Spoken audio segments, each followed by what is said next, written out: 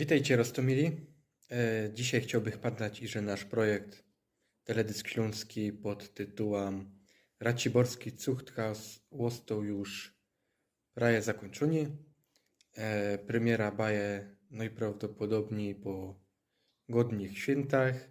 I dzisiaj chciałbym podziękować wszystkim, którzy udostępnili nam stroje na tam okoliczność, czyli Kamilowi Żyłce za użyczenie sutanny do stroju sędziego oraz pani Agnieszce Wyderce Dyjeciński na użyczenie stroju do śląskiej działki ukochanej. Festernie wam dziękuję.